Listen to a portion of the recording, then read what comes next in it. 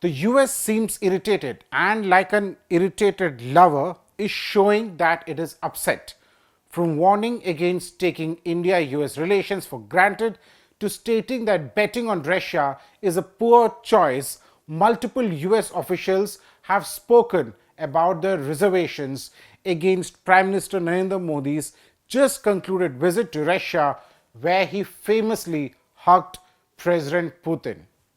Reports have also emerged in the US media like the Washington Post and Bloomberg that several officials expressed concern to Indian counterparts about Modi's plan to visit Russia at a time when Washington was kicking off a major NATO summit back home. The media report said that Deputy Secretary of State Kurt Campbell spoke with Foreign Secretary Vinay Quatra in early July in hopes that the Modi-Putin encounter might be rescheduled to avoid coinciding with this week's summit. They also said that the visit fueled criticism from both within and outside the American government towards closer ties with Modi's administration. The reports also added that the US officials had acknowledged that the visit was difficult and uncomfortable for the Biden administration. It was not just the media reports, but US officials also publicly spelled out their stand. The most scathing statement came from US Ambassador to India, Eric Garcetti, who said on Thursday evening that there is nothing called strategic autonomy in times of conflict.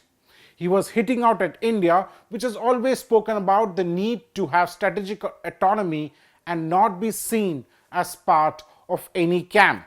External Affairs Minister S. Jaishankar had famously said last year that the volatility of the last few years has brought home to us the importance of strategic autonomy. Garcetti said that he respects India's strategic autonomy, but in times of conflict, there is no such thing as strategic autonomy.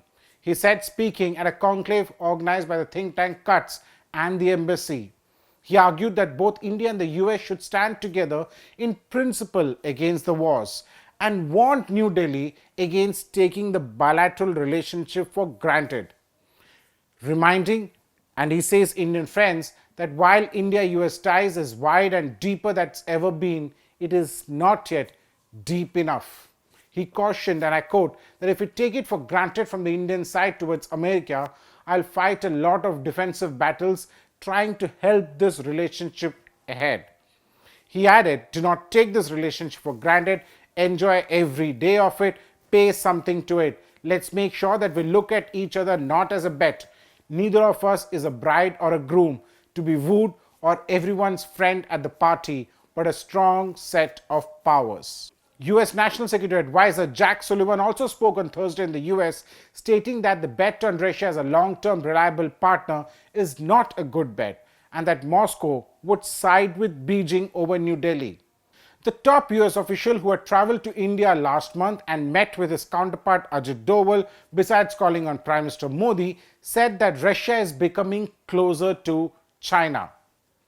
He argued that it is becoming the junior partner to China, and in that way they would side with China over India any day of the week. And Prime Minister Modi, of course, has the profound concerns about the potential for Chinese aggression against India. So what he was trying to say is that Russia will side with China in case tomorrow there is a conflict between India and China. Not just the officials that I mentioned, but the US State Department and the White House has also reacted to the visits.